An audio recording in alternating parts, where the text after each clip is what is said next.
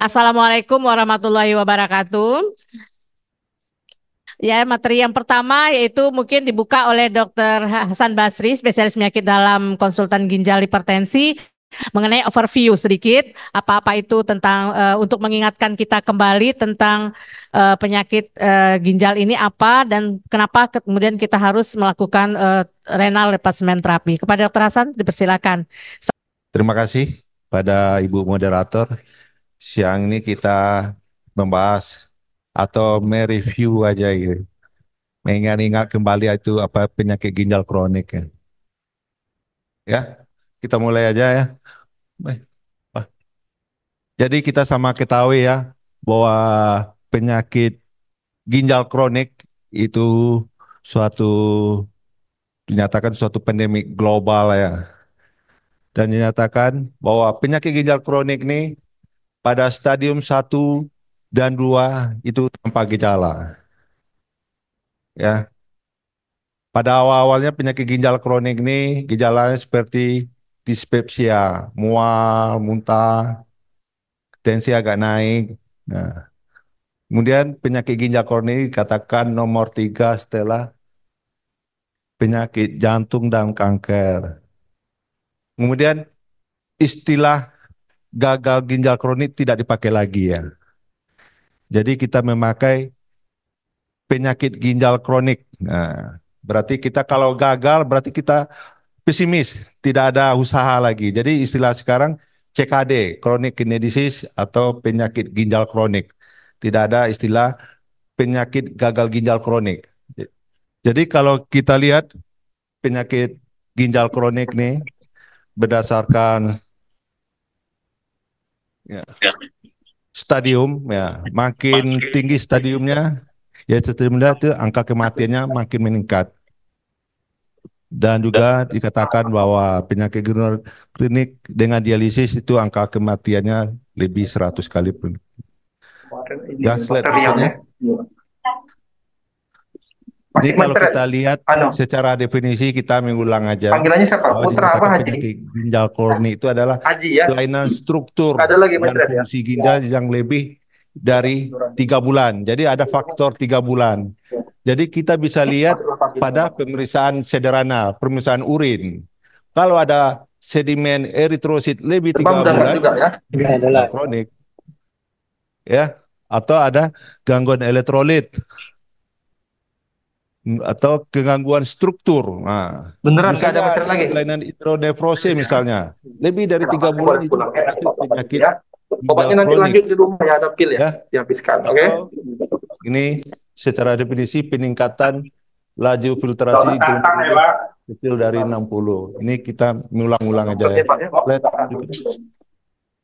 Ini kalau Apa kita keluhan pakai Mas kemarin Pak? rumus mencari laju filtrasi glomerulus, Perutnya nyesal. ini kita pakai yang lama itu MDRD, kemudian Crocol Gold. Sekarang ada di aplikasi ada Pingsan itu kemarin Pak ya. yang terbaru CKDEP. Lemes gitu ya. Jadi kita cuma memasukkan nama dengan nilai Berapa kreatinine hari kita udah sudah belum? dapat laju filtrasi glomerulusnya. Kemarin ya. Berikutnya. Ini kalau dilihat penyakit ginjal kronik Nomornya bagus Pak. berdasarkan stadiumnya, ya ada stadium 1, 2, Demam ada Pak? Enggak. 3. Jadi yang menimbulkan Dingin aja. gejala itu adalah pada stadium 3. Sudah ada anemi, sudah ada hipertensi ya. 1, 2 tanpa gejala. Ya, slide berikutnya. Ini kalau kita lihat yang kategori terbaru juga berdasarkan protein urin. Jadi pada penyakit ginjal kronik, protein urinnya masif, ya, walaupun stadiumnya 1, 2, itu termasuk berat ya proteinnya. Ya, slide berikutnya. Ini kalau lihat penyebab penyakit ginjal kronik seperti yang disampaikan oleh Dr. Zulker, itu yang terbanyak diabetes dan hipertensi. Ya, slide berikutnya. Yuk, lanjut. Ini persiapan dan kapan kita memulai suatu terapi pengganti ginjal.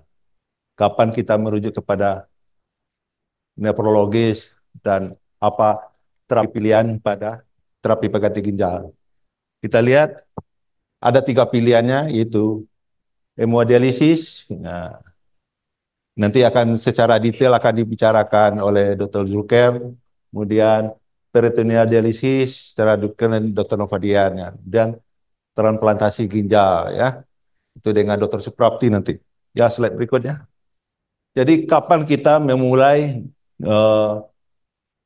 suatu terapi pengganti ginjal? Ini berdasarkan KDIGO tahun 2024. Nah, ini kalau udah terjadi, nih gejala ada gagal ginjal itu adanya gangguan keseimbangan asam basa, kita tidak bisa mengontrol hidrasi daripada pasien, kemudian gangguan nutrisi dan gangguan daripada otaknya. Jadi secara umum ya kita melakukan inisiasi terapi pengganti ginjal apabila laju filtrasi glomerulusnya 5 sampai 10 mililiter per menit, ya. Tipe terapi pengganti ginjal, ya. Ini yang paling bagus sebetulnya adalah transplantasi, tapi susahnya sulit mencari donor. Kemudian ada pemberian obat, kemudian risiko infeksi. Kemudian yang kedua itu peritoneal dialisis. Itu dilakukan sendiri, pasiennya harus mandiri, bisa melakukan cuci darah sendiri. Dan terakhir ini membutuhkan tenaga perawat mahir, ya, dan adanya mesin, dan wajib dilakukan 3 kali seminggu. Ya, berikutnya. Oke. Ini yang terakhir. Oh. Ya, ini kita lihat dengan mesin. Ya, itu peritoneal dialisis, transplantasi. Saya kira demikian. Assalamualaikum warahmatullahi wabarakatuh.